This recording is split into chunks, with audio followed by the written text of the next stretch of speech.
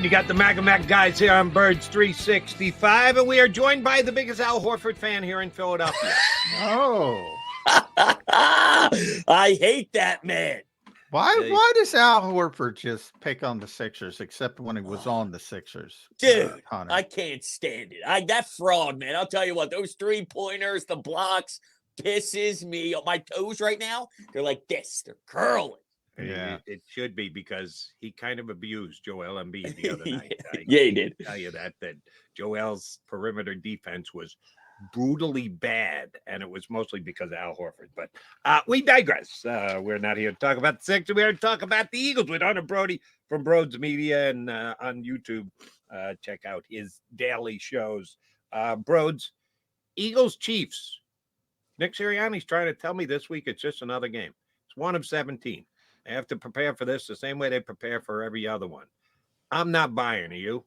No, I'm not buying it either. And I think Jordan Mailata said it on WIP this week as well, did he not? When they were walking off the field the last time they saw this team, it was the wrong color confetti. So, I mean, I do understand where he's coming from. You know, they probably prepare the same way for every single week. We're about to win this game. We can only focus about this game, this game, this game. So I do get it from a general sense, but come on, man. I mean, this team snagged this championship trophy right from your hands when you had a double-digit lead at half and you thought you were going to win another Super Bowl. So no matter what he stresses, I think Jordan Mailata saying what he's saying tells you exactly where this locker room is. Lane Johnson, Jason Kelsey, they know what opportunity they had in front of them that unfortunately didn't work for us. And, they're going to be hungry to beat their ass, I'd expect.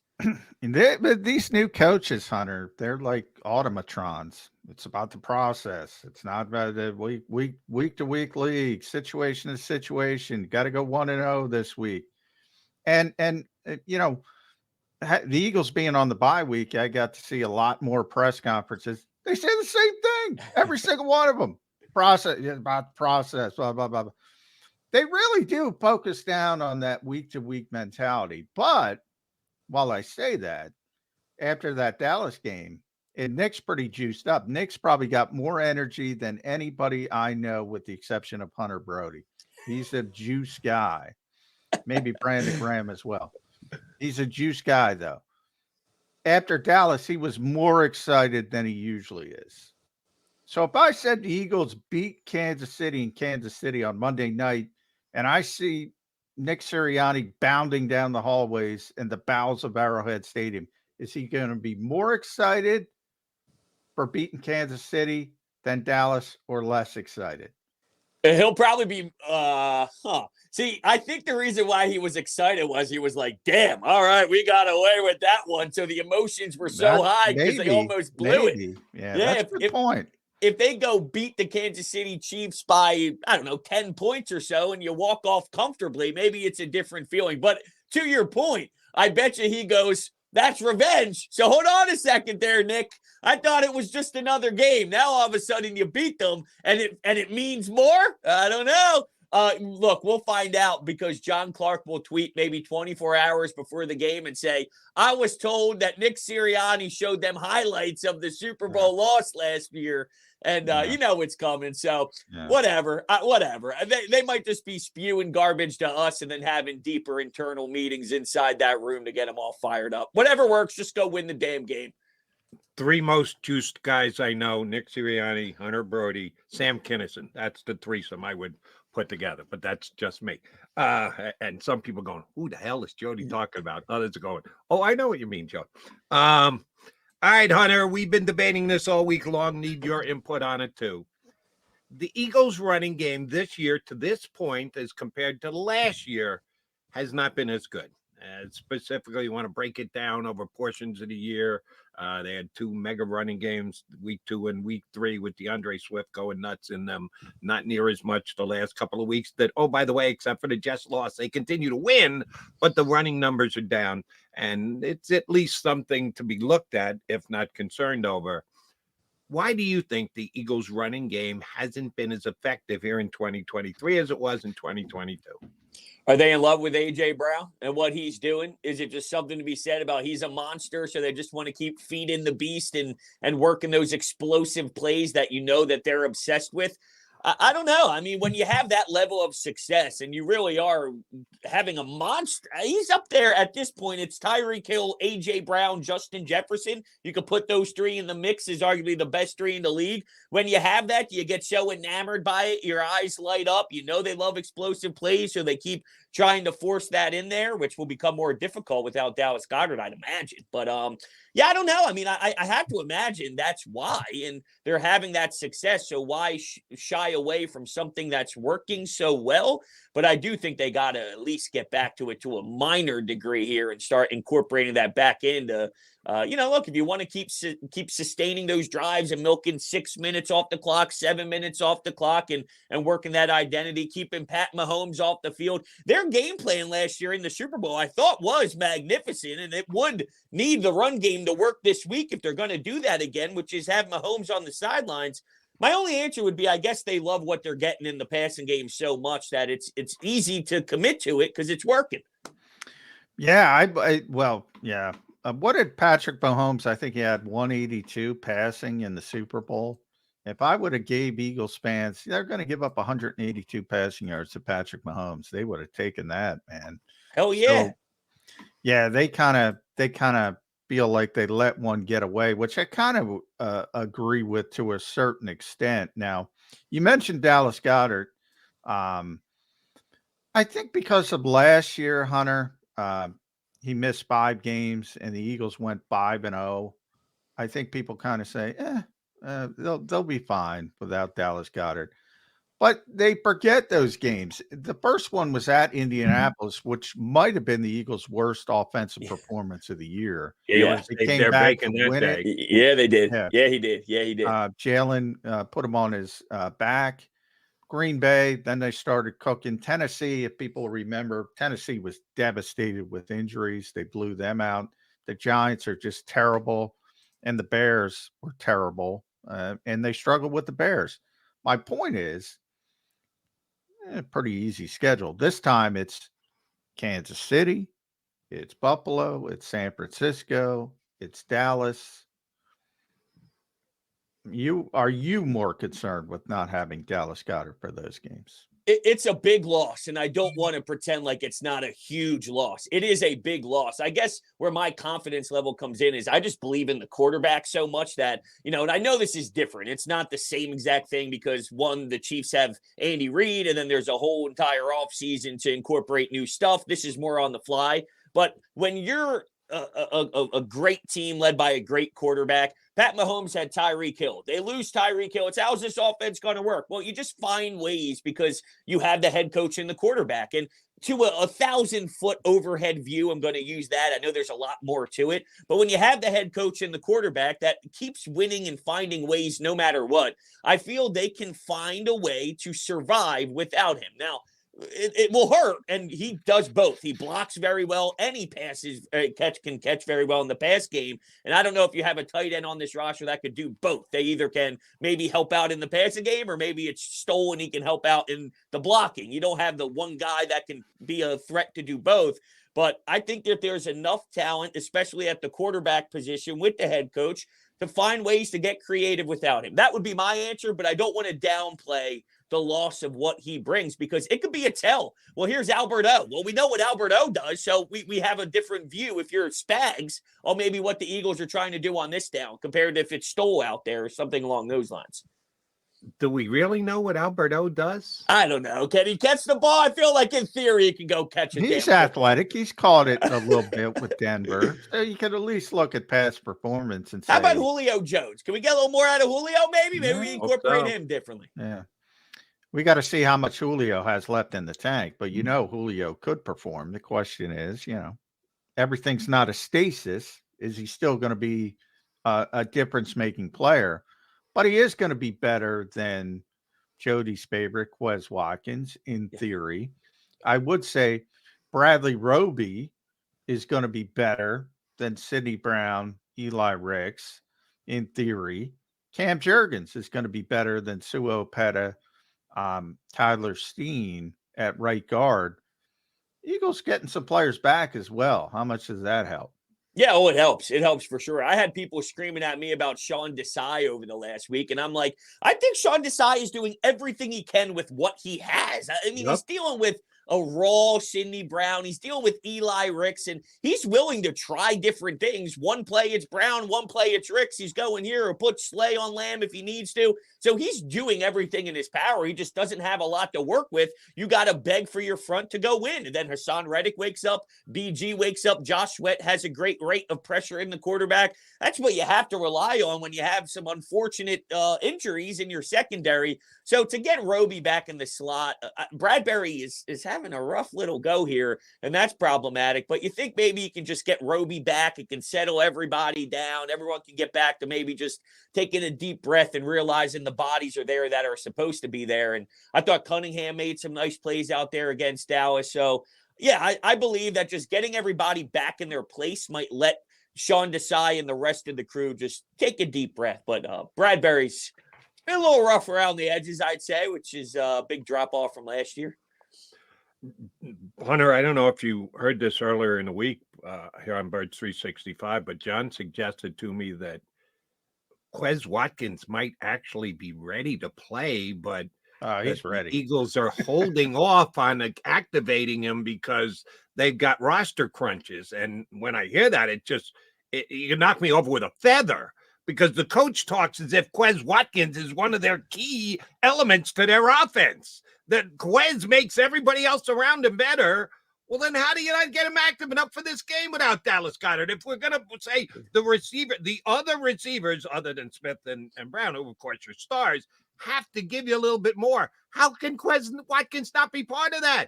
You listen to the coach. He's a key part of that. He's healthy and he's just sitting on the sidelines. What the hell? That's a great point. It's a great point. And I'm also watching Rager this week do a little something too. So it's like, hey, all these. What did Rager do? I missed it. Did he have a touchdown or am I nuts? I don't know. He might have. I don't know. A couple weeks ago. A couple weeks ago. I just saw people talking about it on my timeline. Anyway, Quez, come on. I can't stand that anymore. I'm done with Quez. How about Zacchaeus? I'll put Zacchaeus in there. He can do more. Is Jay Jaw available? Is Jay Jaw on the streets? I take Jay Jaw over Quez Watkins right now. I'm done with this guy. He can block. Hey, he's a good blocker. Made a big play last night. Nelson Aguilar. Oh, that's what I meant. I didn't mean that. In the end zone. Nelly came up big last night. That's who I meant. I meant that. All these great wide receivers. I just forget they have some them all. great ones. That's it. I meant Aguilar. Boy, by the way, you just mentioned some great names, Hunter. Jay Jaw, Jalen Rager, Nelson Aguilar. How spoiled has Philadelphia gotten so quickly with A.J. Brown, Devontae Smith? Now it's like, it's like, we got to get more people involved. Just enjoy AJ and Devontae. Don't worry about everybody. For sure. Else. But I want to say this, and I'll stand on this take to the end of the world here. Nelson Aguilar, that Super Bowl, baby. You don't win that Super Bowl without Nelson. He ever played. That was amazing. Yeah. Amazing. He doesn't get the respect he deserves around here. How about that for a take? The stars aligning. Nick Bowles. Forget about Nick Bowles. Fourth down to Zach Ertz. Nelson Aguilar had his best game ever. Defense couldn't stop him. Brandon makes the big play at the Trey Burton. He came back last week as an Eagles legend.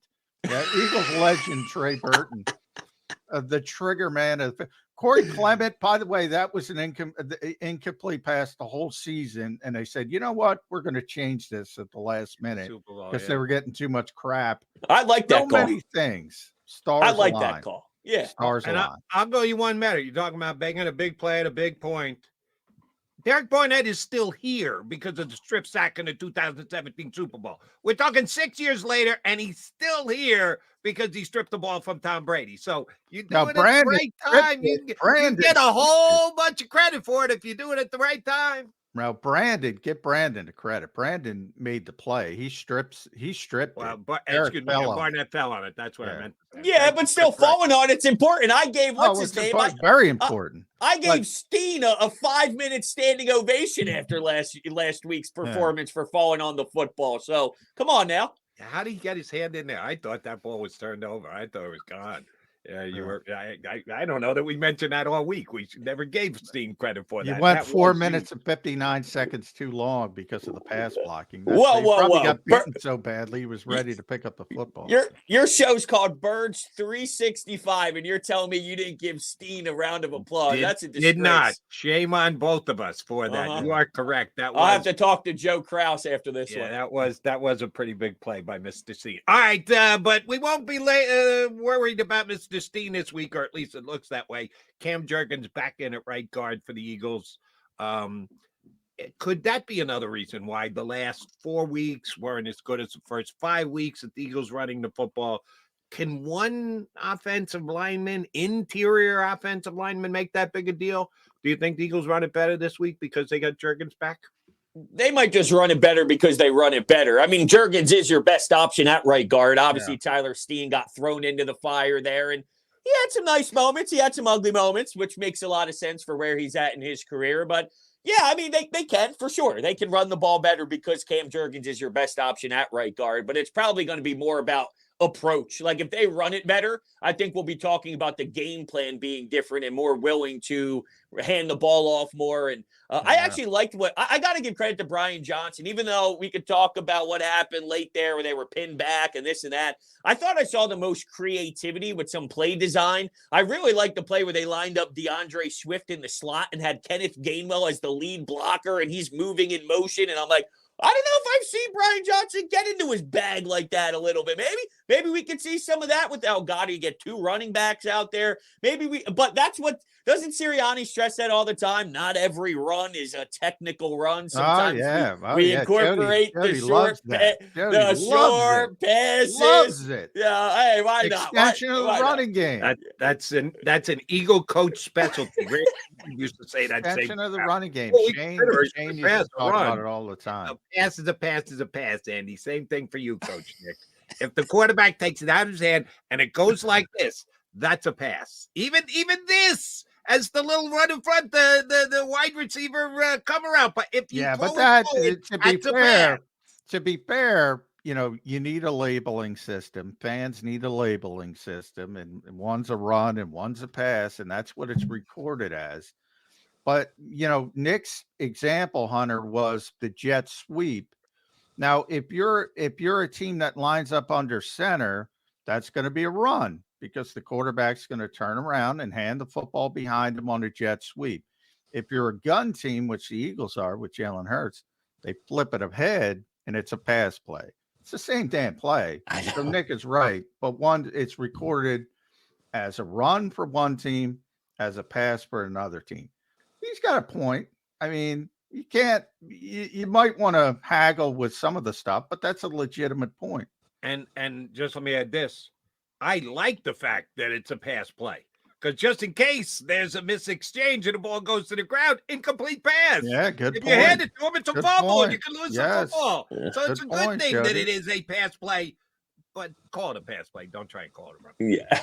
Let me ask you guys this about Brian Johnson, because I'm seeing progress, right? But obviously fans were disappointed in the way it ended. Dallas getting the ball back to 3rd and 3 to A.J. Brown. And I know we're dating back to last week, but I don't like, or 2 weeks ago at this point, right? I don't know. But anyway, I didn't like the 3rd and 3 to A.J. Brown, but that's just one play out of an entire game where I thought, throughout 4 or 5 drives, they're scoring touchdowns every time. The red zone's getting better.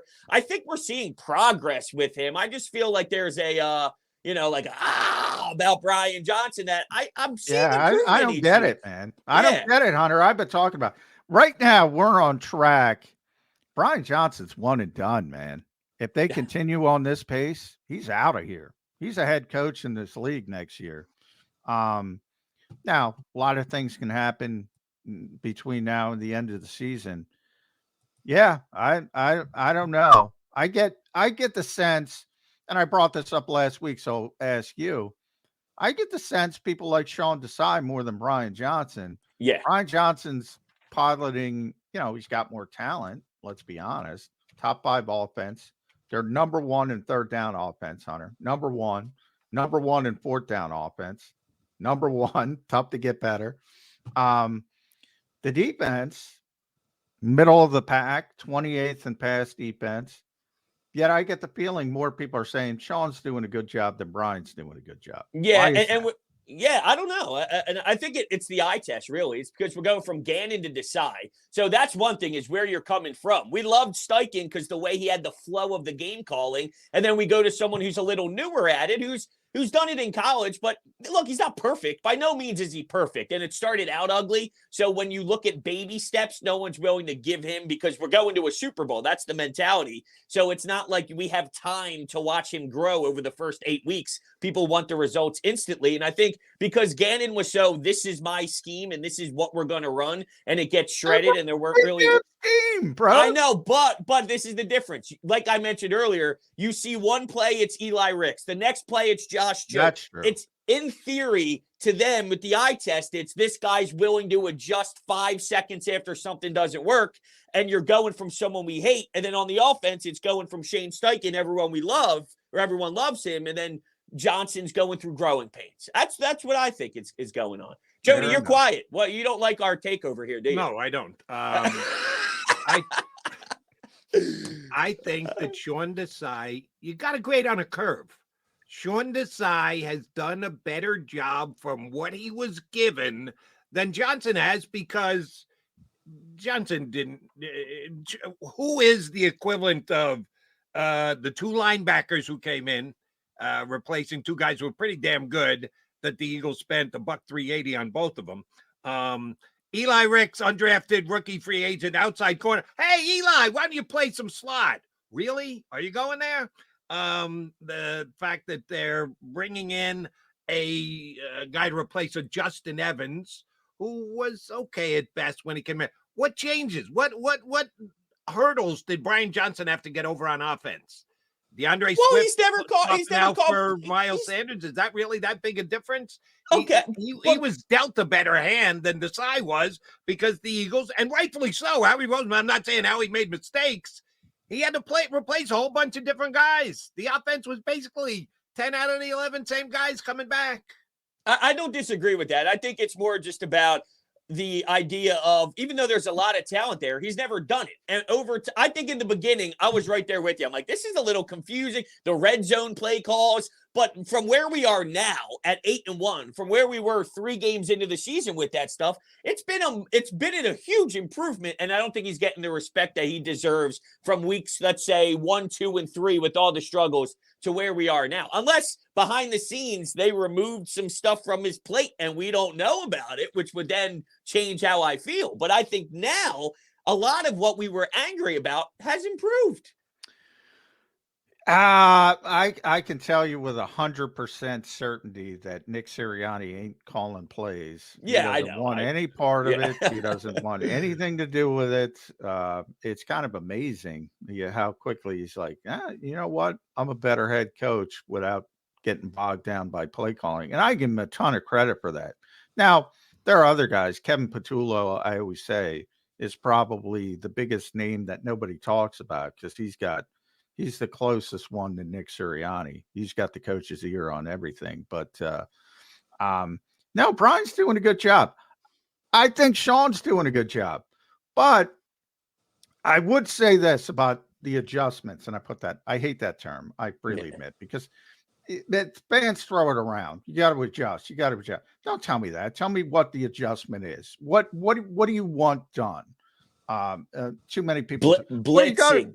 Blitzing. There's your answer. Blitzing. There. Yeah. Too many fans say you got to adjust. What does that mean? What does that mean? But the point with the slot, and you said he's willing to try different things, and Jody knows. I gave him credit for that back in the preseason. I said, that's pretty interesting. Talked to Bradbury again yesterday. He said it was for emergencies. Why was cross training in the slot? I thought that's unique, and that's pretty, I think, bright and a good thing to do. As he rolled through these 9 bodies through the first 9 weeks, I started to shift a little bit. It's not his fault. The injuries aren't his fault. But at some point, the old saying, you got to shit or get off the pot, Sean. Make a decision. I think that hurt them later in the first half. All this piecemealing back and forth. Yeah, you're up against it. But you got to put your best player. Who's your best player in the slot? I don't know because they never made a decision, Hunter. So Well, if they had, who would you have picked, John? I would have picked Sidney Brown. Just let him go, man. He's so athletic. Yeah, he's going to make mistakes. But they all perform poorly. I would have Yeah, just and went with after the Sidney Brown. Buyer trade, you were able to do that. I think. Well, Yeah. then Sidney Brown was also not available for you for a little bit of time too there. So, but Bayard's been a little disappointment in coverage, I'd say. Yeah, He hasn't broken out I yet. don't know how much he has left. We'll get to see this week with Kelsey. He's had a lot of success with Kelsey in this past. We'll see how much he has left, but I do think he's really smart. Things are going to calm down with him and Roby. I think that's comfortable. I think they might not be great, but they're going to know how to play. They're going to be solid, and I think things are going to structure. But that's where I was with Sean Desai. I'm like, yeah, this is pretty good, and then it became, all right, you've seen everybody, now make a decision. I felt similar to that at one point. It was like, I like the fact that he's willing to try, but sometimes I think he was too quick on the trigger where you don't even know if this is going to work yet, and he already kind of gave up on it. So I felt that way at one point too. All right, one more thing before we let you run, Brodes. By the way, there will be an offensive coordinator in the NFL this year, 2023. He'll be a head coach in 2024, and it will be B. Johnson. But it will not be the Eagles' offensive coordinator. It'll be Ben Johnson, the offensive coordinator of the Lions, who will get I think it'll be both B. Johnsons. How about that? You think it'll be both?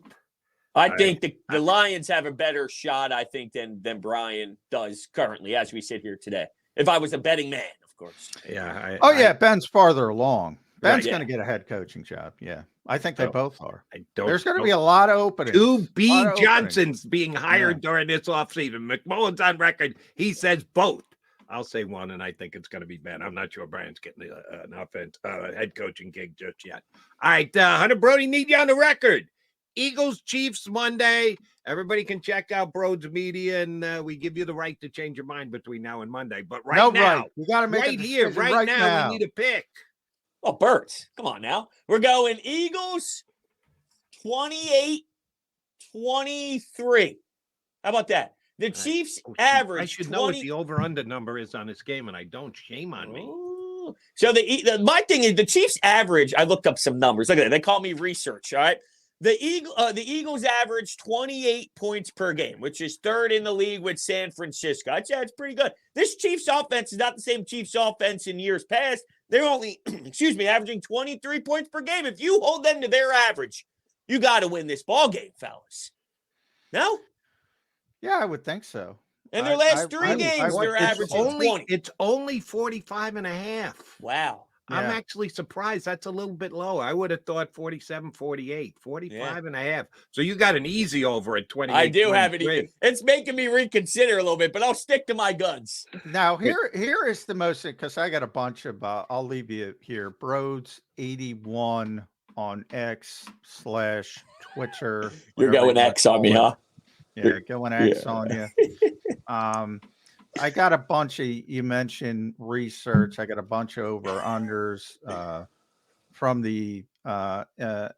email. This one stood out to me because of the way the Chiefs have been playing. You mentioned offensively. Is this about the greatness of Patrick Mahomes or how bad the Eagles' passing defense has been?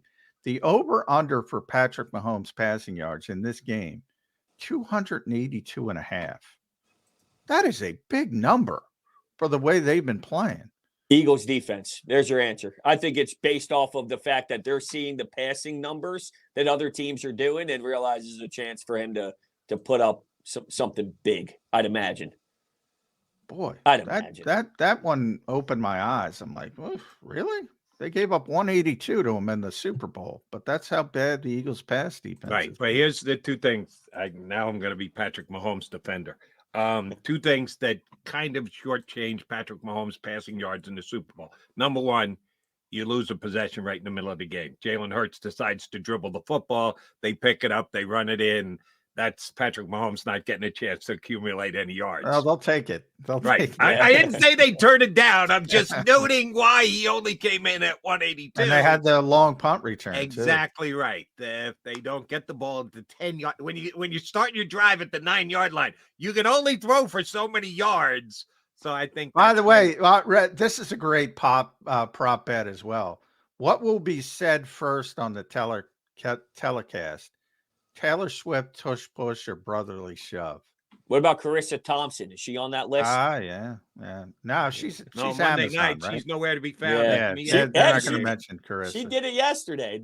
I guess no mention at all, huh? No. No, they'll leave her out of the Monday night broadcast on. Hunter, always a pleasure, brother. Appreciate you coming in. We'll get you back on in a couple of weeks. Thanks for doing it today, and of course, take care of the missus. Yes, will do. When is the due date? So we have 4 weeks from yesterday. Nice. Yeah. Starting to panic? No, but it's definitely getting more real. And enjoy that last 4 weeks of energy, my friend. I know. Enjoy it. I know. It's going to be sapped from you. The sapped Hunter Brody the next time he's here on Birds 365. Well, no, we'll try and get John again before. We can do that. Yeah, it might not be for weeks thereafter. The wife brings down the hammer. You're not going on that stupid show with McMullen and McDonald. Yeah. So yeah, she said that this morning.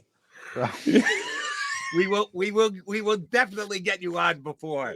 By the way, Brody City edition. Brotherly Love hat. Is that a Sixers hat or just in general? Yeah, it's a Sixers. I don't know where the logo is. All right. Yeah, it's Sixers. All It's right. Sixers. And All right. It's can Sixers. guarantee Well it. done.